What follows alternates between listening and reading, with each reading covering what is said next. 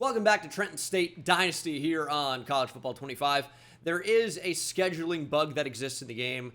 I think there may have been a way to fix it within custom conferences. However, I did not do that. I can't schedule our biggest rival, the Florida Gators. However, we do take on Miami this season, so we do get a big in-state matchup. But I cannot edit the schedule in any way.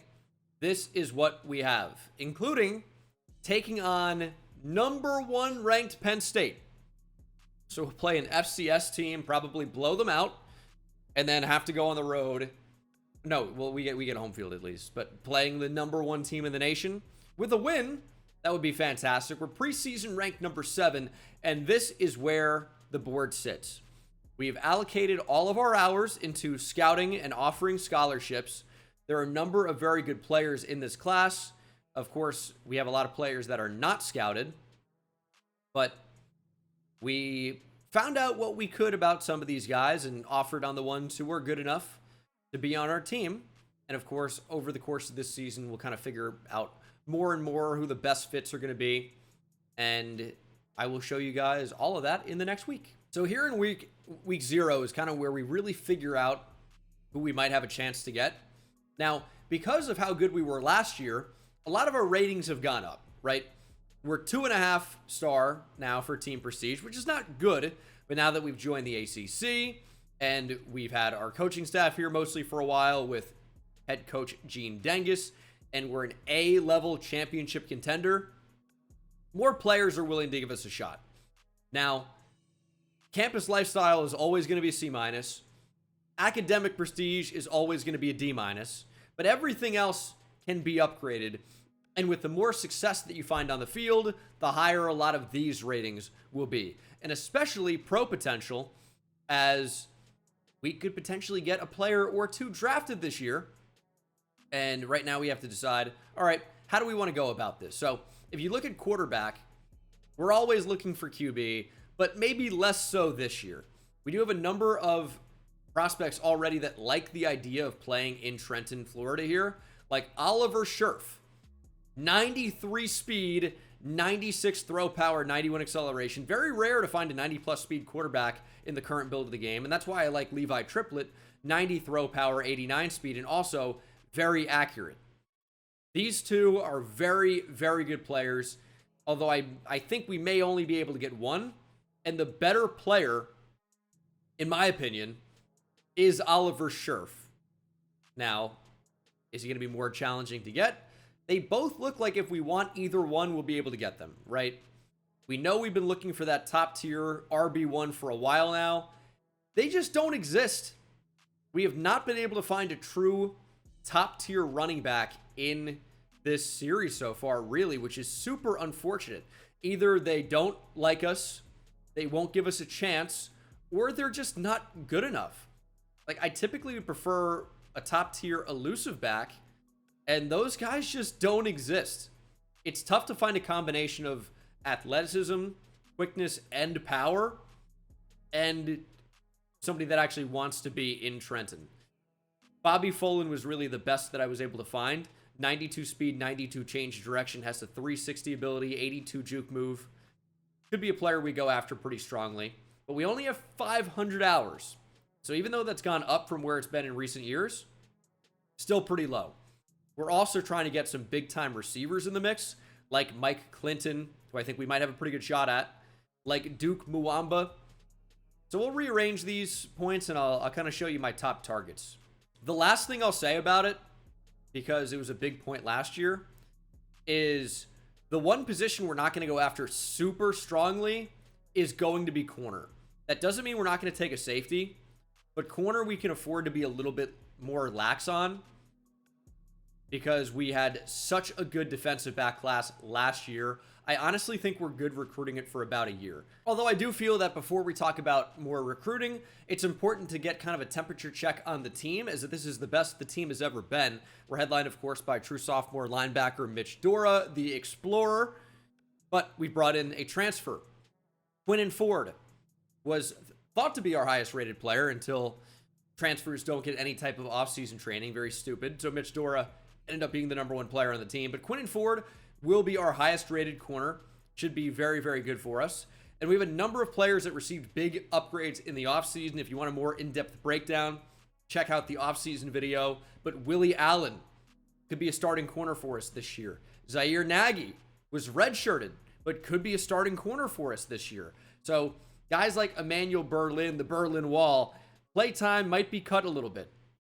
Only 85 speed. It's tough to get those guys involved. But I'm really excited about Joey Boozer. We've been talking about wanting that real RB1.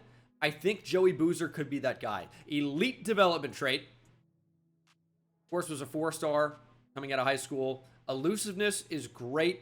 The hands, already pretty good, but will continue to get better. And obviously has top-tier speed, even if we didn't really see it as much in his freshman season. I'm excited to see what he's going to be able to do as a sophomore. And while I feel strongly about that position, I'm less excited about wide receiver. It really does not appear to be that strong of a group. I'll have to see who earns playing time. We know about Zach Poole, but outside of him, I'm really not sure who I can rely on. Clay Ivy played a bit last season. Emmett Lemons was just a non-explosive return man who has top-tier speed, but I never really saw it. He never really felt all that fast. He might earn more playing time as a receiver this year, and we'll see what he looks like. So I'm doing a really stupid thing, which is spreading our points way too thin. I don't know why I'm doing that, but I'm kind of using this as an extra bye week, kind of a temperature check again, see where we are. So I'm no doubt wasting points on a number of different players and probably hurting our chances to win some other recruitments. Shaquille Tolzien, I would like a lot. 87 finesse moves, 78 speed, 82 acceleration at 6'2", 297. He is going to be a freak. I need to get in this recruitment. I need to beat out the SEC powerhouses for him. It's going to be extremely difficult. So we're going for it. Need some big-time receivers, but as always, I'm focused on the pass rush. Rashawn Dre, putting 50 points into him. But I'm also really excited about Darren Lynch, Deontay Crow. I want to build up the trenches and also get playmakers. It's going to be an interesting combination. I will be drastically altering the way those points are distributed in this week because we're going to find out a lot more information. We're going to be locked out of a lot of players, potentially. And that's going to just give us freedom to completely change the board. And that's a good thing. Just needed to kind of just figure out where we were. Okay, so this is a bit of a tune-up game. Got Trenton State on the schedule to start. That's not true. I am Trenton State. We've got another team that isn't Trenton State. First, we'll talk very briefly about red shirts. Got a number of freshmen that are coming in. We're going to extend their eligibility by not playing them. And very quickly, that will be at the wide receiver position.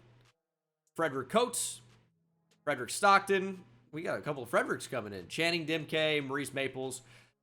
Not really anyone of super note, I would say. This might be a class where we bring in some offensive linemen. I feel like we're looking pretty strong at tackle. I'm not sure. I don't know. I think that I'm focusing in the trenches. We need a real difference maker in there. I like Amani Owusu at defensive tackle now. I think his ceiling's really high. We're focusing a little bit on linebacker. Need to bring in a couple of starter-level players. But really, we are looking so strong in the secondary that Chad Loper, Paul Ahmad, Cornell Funchess, and Matt Russo really all should not play as true freshmen. Don't expect to see Kevin Apple either. I would say that the only true question is who's going to start at free safety, Tavon Howard, Greg Austin, or the true freshman, 5-star, #1 player of the nation, Byron Willingham. And yeah, he's going to start. We could potentially consider a change at some point. We're going to take on the FCS East Astronauts, aka the Rocket City Moonmen. And here we go. The next season of Trenton State Dynasty is underway. Alex Higdon back to return punts. See if Emmett Lemons gets back there at some point. And that's not an awful return to start. Zach Poole, of course, is our superstar here on offense. Our first game as members of the ACC, even if this is out of conference competition. Still looking to really make a statement here and that's going to revolve around number 5. He is an incredible player, and we might try to take the top off the defense from the jump. Play 1, rifle it to Zach Poole, and he is gone. Pool party in the end zone. The Astronauts have found themselves in the deep end. Zach Poole making sure that the Moonmen are drowning. I mean, it did not take long. He's an exceptional talent for us. And this FCS school just doesn't have the talent to match up. They don't have the athletes. They don't have the players. Zach Poole, touchdown. One play was all it took. 11 seconds of game time. And we're already up 7-0. Now, I anticipate the game against Penn State probably not going to go as smoothly as this one should go. But this is a team we should absolutely dominate. Okay, so we have a number of new starters on defense as well. Of course, we graduated. And it's not just Byron Willingham starting at free safety, the true freshman. Also, some big changes on the defensive line. We should be seeing Keontae Crick. He was recruited as a defensive tackle, but he will be playing defensive end. Jake Keenan starts at right end. Keontae Crick at least will be a rush defensive tackle, but he'll also start on the edge. But we may get a rotation with Rich Tobias. Certainly an option. It's just that, you know, Crick, even though he's 291 pounds, also a very, very good athlete overall. Just Tobias has a bit more of a jump on him in terms of that first step quickness. So we might get really versatile with how we arrange our defensive linemen. Oh, they're going to run a little option offense here. Okay. Big hit Christian Ellis. Thankfully getting him back for his senior season. You know, it's never good to lose talent. We did a pretty good job of replacing those guys, but still nice when you have a veteran like Ellis that's able to stick around here. As a quarterback will go down. Speak of the devil. It's the redshirt freshman Keontae Crick. Obviously did not play very much, if at all, last season. And now he's going to get a lot more responsibility here as a potential starter at multiple positions. It seems weird to play him off the edge, but I think he's got the talent to stick out there, even at 291 pounds. Just gives us a lot of versatility in our front. And he's someone that I could see playing defensive tackle, defensive end, maybe everything but outside linebacker and you know, in the secondary. But everything in the front 7 could be a possibility with his top-tier talent. FCS East is double covering Emmett Lemons. Will opt to go to the run. Joey Boozer. Oh, why did I think that was Lemons? I was trying to run off that block. That was actually the corner that came down to defend that. Am I okay right now? I've been stuttering and stammering, saying the wrong thing. Now I'm confusing players. Hopefully not. 2nd and 12. Alex Higdon, touchdown. Had a great end to the season last year. And it looks like he's going to continue that with a hot start in 2027. Alex Higdon, I mean, completely uncovered. Anybody scores here, as long as they catch the football. You really don't get a lot more open than that. Complete coverage bust in the secondary for, I'm just going to call him Rocket City because it's easier. Shout out to Drew, not the expert. But, yeah, FCS East, the Rocket City Moonmen have not come to play. Mitch Dora, first TFL of 2027. Driving the running back all the way back, but forward progress means it's only a loss of 2. But Dora explores the Rocket City backfield and space when you're playing against this astronaut team. And it's going to be more option. Fake pitch, fake pitch, fake pitch, fake pitch. What are you doing? What in the world was that? Quarterback from Vermont. They got interesting ways of playing football up there. Here's 3rd and 6. Take that away. Quarterback's going to take off. Can Ellis make the tackle? Switch stick is disabled. Stop turning on, please. I don't know why College Football 25 consistently has the glitch that resets or changes your settings. It's beyond frustrating. More option here. Mitch Dora with another big tackle stop right near the line of scrimmage. They're going to credit Ladler with a run of 1. So no sack or TFL there, but really nice play nonetheless. And we might change our defense with the way they're lining up. They're in like this wing T, flex bone, whatever, weird offense. Flex bone. We can't really line up in nickel very much this game. We're going to bring a lot of linebackers out into the field and try to make plays that way. More option. Yeah, we're all over it. Football came loose, recovered by Rocket City. And they will punt. Not sure if that was an actual fumble. Looks like they took a look at it. But the result ends up being the same. Going to be a 4th and 2 punt here from midfield. An unserious move from Rocket City. I mean, you're just not playing to win if you do that. Emmett Lemons showing more juice as a returner in 2027. There he goes. When life gives you lemons, you make lemonade all over the Moonmen. I don't know if I like the connotation of that. That felt weird. Emmett Lemons, punt return touchdown. And it feels good to just be way more athletic and way better than a team. This is utter domination. It's going to be 21-0 in the first quarter. Not a score line you see very often. Certainly feels good after that game against Tennessee the end of the year. Feels really good. Tennessee crushed us. Spoiler, but if you're watching this episode before that one, you should be in jail. Nowhere to go. I mean, Flexbone is not going to get you back in the game. Big TFL for Jake Keenan. Another new name to know for this year. A lot of new faces. A lot of new players that I hope are going to play big impacts for us. And there is another one. That is Chris Marable into the backfield. And they'll actually head out into pistol for this.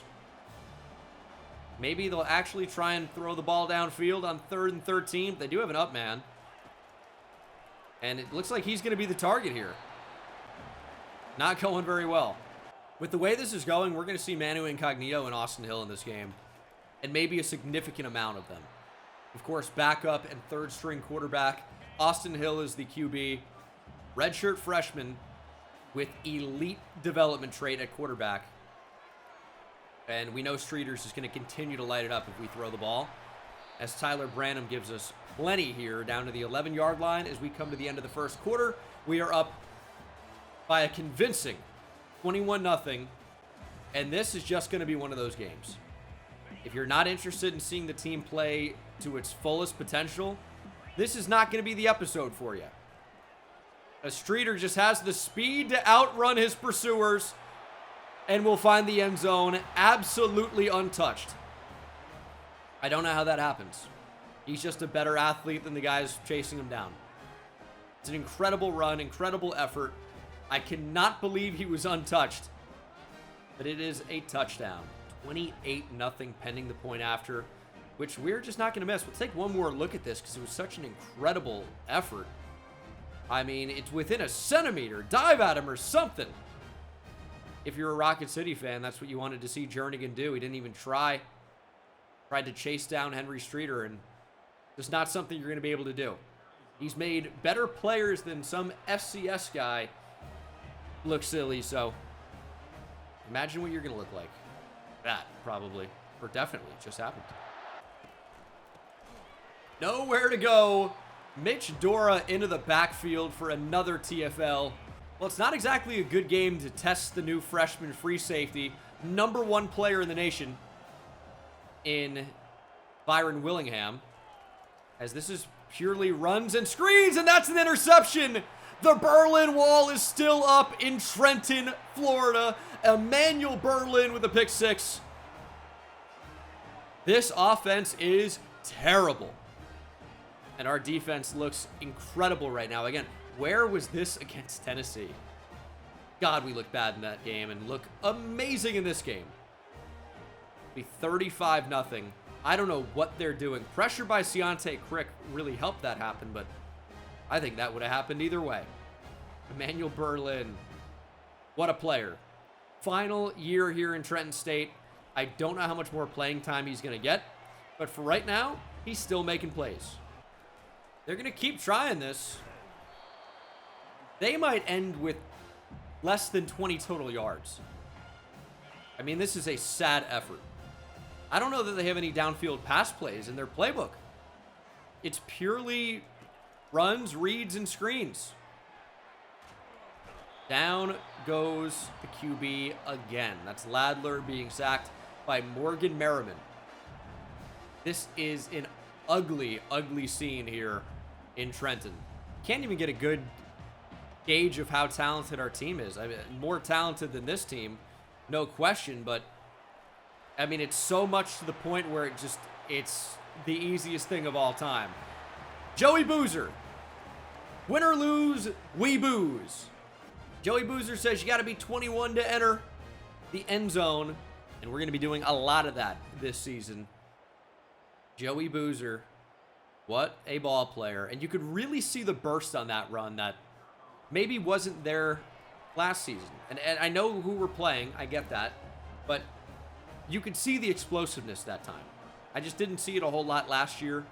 And yes, he looks fast in comparison, but he also just looks fast in general. So I'm really excited about what his true sophomore season is going to bring. And again, I don't know what this offense is going to do. They look just terrible. Shameik Jones is there for the TFL. Morgan Merriman combines. We might just run 4-6 for the rest of the game. We know they can't beat us vertically, and they're not even going to try. Byron Willingham, there's a true freshman making a tackle. Not for a loss or anything, but a really nice tackle near the line of scrimmage. Not much of a gain at all, as, I mean, this score could be 60-0 soon. It's the worst offensive effort I have ever seen. There's no way around it. They have 8 yards of offense. 8 yards. I've never seen anything quite like this. And they keep punting, and we keep returning them for big gains. I mean, we have a short field. We've had a short field every single possession, except for this one, I think. It's been a sight to behold. There's the burst from Boozer. Make him miss? Yes. Joey Boozer, outrun Demps. He will. It's the Booze cruise to the end zone. Joey Boozer. I mean, dude, we're going to have 50 points before halftime, maybe even more. The backups are going to be coming in shortly. 4 attempts for 106 yards and 2 touchdowns for Joey Boozer. This is the most unbelievable thing I've ever seen. What do we do here? Do we completely take our foot off the gas pedal and cruise to the finish line? Probably a combination of what will happen. I do want to see what some of the backups are capable of, but our backups are not, or our starters are not going to play the second half. We're up 49-0. Our backups will not play, or our backups will play. Our starters will not play the second half. I mean, this is disgraceful. 3rd and 1. They got a big gain. Obviously, we're going to run commit there. And we'll force yet another punt. Emmett Lemons, this could be a touchdown. Emmett Lemons in space. Not quite, and there's another injury. It's John Gold again, which will prolong this game.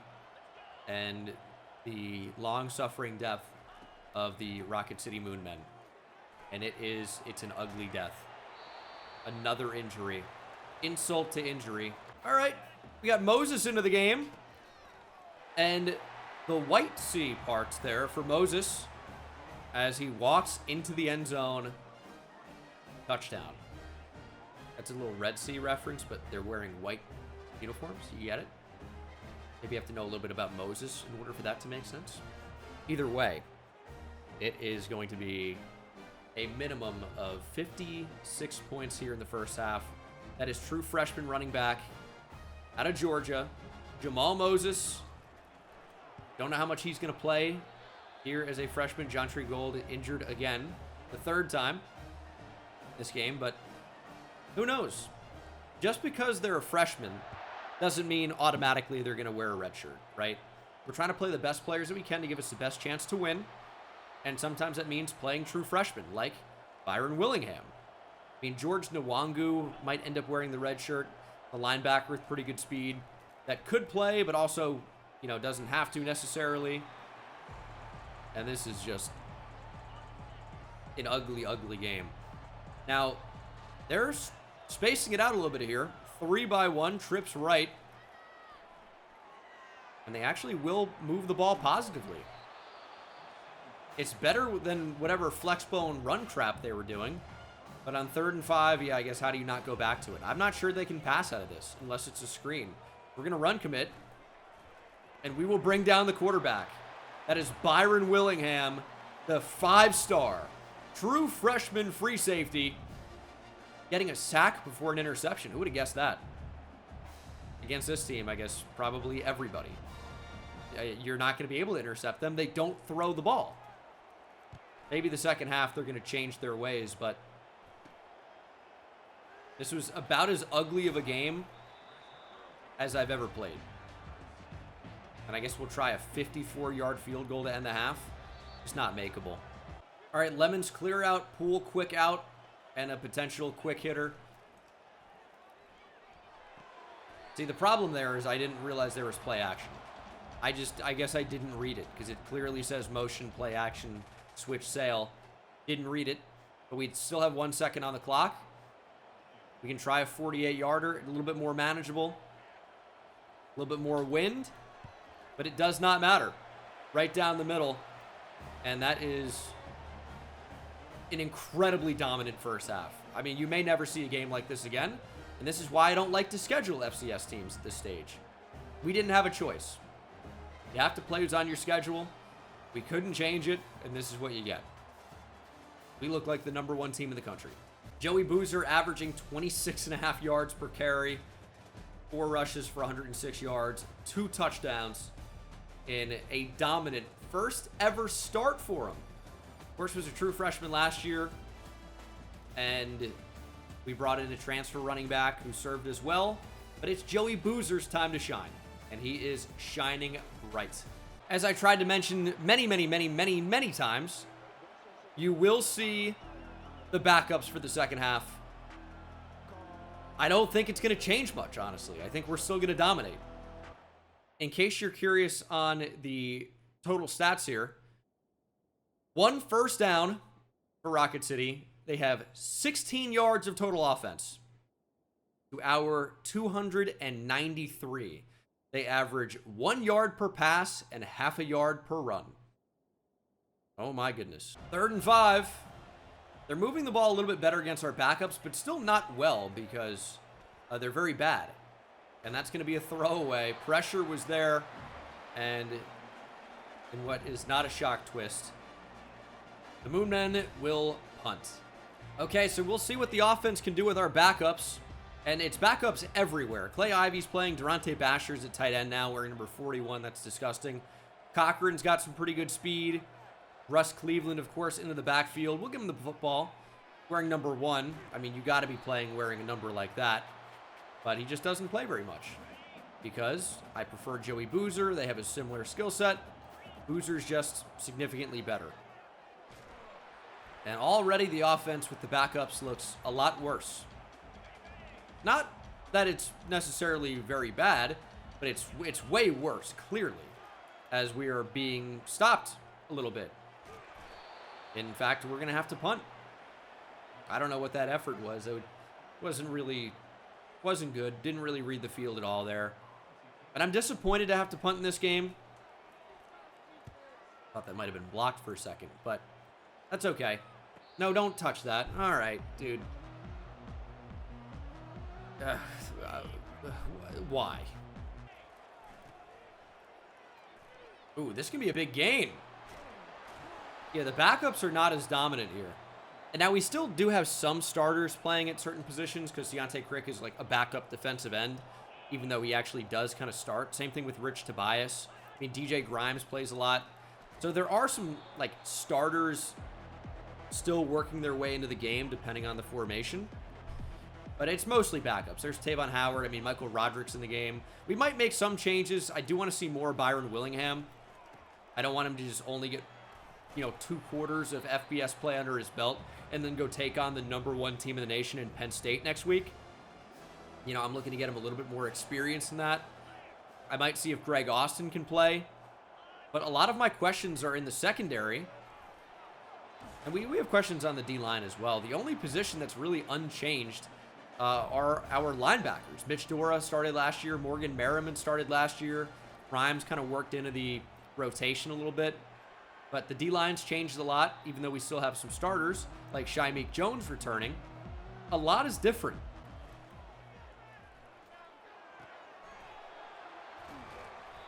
I think Manu Incognito will get the third quarter. I think Austin Hill will get the fourth quarter. We just have the time. I think we're going to be able to hit that. Durante Basher, underthrown, maybe had a step, but that's an NFL caliber throw. And Incognito, not an NFL caliber arm at this point in his career. Here's 2nd and 10. I mean, we have some options, right? But when you have the athleticism of Incognito, you want to make something special happen. And we're going to try to do that, throwing all the way late down the middle of the field. Not something you ever want to do. But up 59-0, we can afford to take some chances. But on 3rd and 10, let's just move the chains, right? Incognito on the move. We're going to use some blockers out in front. They didn't really do what I anticipated. So we only get maybe 10. That could have been a touchdown type of a play. Didn't end up happening this time around. We have incredible speed from Bobby Salmon out wide. See if he can run wide open down the field. He can't, but Incognito, again, great speed. He's going to take off. They just don't have the speed to catch him. 1st and 10 inside the red area. Get that out to Durante Basher, of course. Receiver playing tight end now. And he's got pretty good size and fantastic speed. And that's why I felt good about moving him to tight end in the offseason. He's still not going to be our tight end 1. We have Tyler Branham. But he can be a really good receiving-oriented tight end 2. Incognito will finish out this drive. And then we'll get maybe Austin Hill a drive or 2 in the second half. Maybe Incognito stays out for another series. I think that's probably fair. We'll try to throw for here on 2nd and goal. Don't really know where to go with the football. Incognito just going to scramble for it, and that is a touchdown. There were receivers who might have been a little open, just nothing I felt particularly good about. We'll scramble in there. We know they don't have the speed to account for Incognito. It's going to be 66-0. Goodness. This quarterback's going to have room to run here. Dora trying to lay the big hit, but Ladler not even in the game anymore. It's Matthew Millard. He slides. Oh, no! Big play for the Moonmen. 42 yards for Finn Moore up the seam. What a throw from Millard. Maybe he should be the starter. Although right after that big play, they're going to go back to the flex bone. Just run the ball. And somewhat successfully. That's got to be intercepted. The Berlin Wall back at it again. Are you kidding me? I mean, this guy does not want his spot taken. He's finding ways onto the field, and he's finding ways to make plays consistently. Good pressure in there again. Sets up another Emmanuel Berlin interception. The Berlin Wall is never coming down. I don't care what Ronald Reagan says. Is that? I think that's true. I think that's accurate. Time period president. I mean, great pressure. Obviously not where you want to throw that, but great pressure. And this will be the last time we see Manu Incognito. This should be a good drive for us. Oh, we got good blocks. It's going to be a one-play touchdown. Russ Cleveland. Can you find the end zone? Yes, you can. 70-plus points here. Yeah, they've been asleep for a while. Russ Cleveland with the big-time touchdown. And many Russ Cleveland jerseys in the stands. Where do you even find those? How do you have Russ Cleveland jerseys? I don't know. It's 73-0. And now Austin Hill's going to step into the game. Tremendously talented player, redshirt freshman. He's got 97 speed, but he also has a super strong arm and is the most accurate quarterback on the team. DJ Grimes, interception. Could this be a touchdown? DJ Grimes, ooh, not a spin move that you want to show very often if that's what it looks like. DJ Grimes with the user pick. Easy reads, green eggs and ham. You didn't think I forgot? Did you? Easy reads. This is a murder. All right, Austin Hill, what do you have for us? Incredible speed. Very accurate thrower of the football. Let's see that speed on display first. He's got a little burst to him. Maybe you don't need to be taking those hits. Try and throw for it. Durante Basher out there. Throw him the ball. There it is. Touchdown, Durante Basher. Converted wide receiver out to tight end. Or into tight end. And it's going to be an 80 bomb. I mean, I'm sorry. We shouldn't be throwing the ball anymore. I'm aware of that. Why is Bitch Dora back on the field? You don't need to be here. We got this. 3rd and 6, quarterback taking off. Dora cannot wrap up. Rarity. Down goes Millard. He put the football on the turf. It's recovered by Ciante Crick. It'll be another touchdown for the defense. Redshirt freshman Ciante Crick. I think he's going to play a big impact for us this year. And that is a thick 6. What a fella wouldn't give to have that at his disposal. I mean, if you can rely on the defense to give you that, once a game. 87-0. Gotta love it. It's gonna be another sack. Yes, our 5th of the game. It is almost over. Very on the pressure and the finish. 3rd and 23. Dora still finding his way onto the field, and we are still finding our way to the quarterback. Barry again. We try and see what Austin Hill can really do in space. We should just end this mercifully. I mean, it might be beyond that.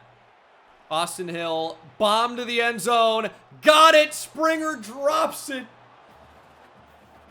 Miles Springer. I never want to see you again. I just want to see Austin Hill throw the football a little bit, That's all, but we could run it successfully. See Austin Hill out in space. I mean, he's got such incredible speed. See that accuracy, though. Really see anybody getting open here. Hill on the move, getting a block, and getting into the end zone. That's it, I promise. It is over. Austin Hill scrambles in. I mean, we nearly scored 100 points. It's a redshirt freshman, Austin Hill. I am sorry. It could have been over earlier. There was like an icon, by the way, showing in the end zone. Like we had a player under the stadium for some reason. That was interesting. Or maybe it's where the kick is. Has that been a thing? A little arrow icon? I don't know. I guess. Never noticed it. Where are you going with the football, sir? Tavon Howard with the interception to officially ice it. Would have been, if they managed to score 95 points in the final 5 seconds, it would have been very impressive. It didn't end up happening. Rocket City got rocked.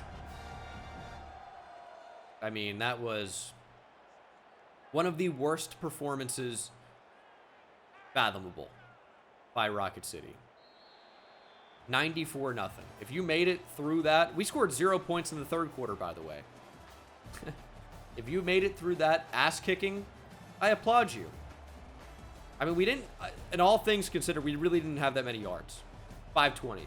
They ended up with 125. I mean, we brought the backups in. We took our foot off the gas pedal. They still averaged 4 yards per pass, 1.3 yards per run.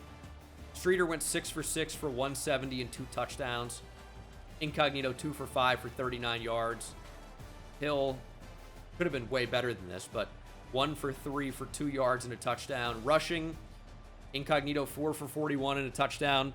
Boozer 4 for 106, 2 touchdowns. Hill with a touchdown on 62 yards rushing. Cleveland over 80 with a touchdown. Streeter also found the end zone. Jamal Moses found the end zone. Durante Basher led the team in catches, also scored. Zach Poole, 72 yards off the rip. Touchdown. That's all we needed from you today. Higdon even found the end zone. He's been great for us lately. And then our defense went crazy. I mean, you can't even count all these TFLs. Ellis Berry, Morgan Merriman led the way. I was pretty impressed with what we saw from Keontae Crick, who had a sack. Barry had 2. Tobias, Merriman, Willingham, all with sacks. 2 picks for Emmanuel Berlin, 1 for Tavon Howard, 1 for GJ Grimes. Forced fumble for Ellis Berry, recovered by Crick. I mean, our defense went crazy. Multiple defensive touchdowns at Keontae Crick and Emmanuel Berlin. This is the most lopsided victory, I think, in the history of my channel. It's got to be. Emmett Lemons also had a punt return touchdown, by the way, if you recall. Many points happened. Yeah, you're simply never going to see a game like that again on the channel, I would imagine. Ellis Berry is your ACC Defensive Player of the Week with 3 tackles for loss and 2 sacks. Penn State has dropped to number 2, even though they were preseason number 1 and did not lose. That's an interesting dynamic.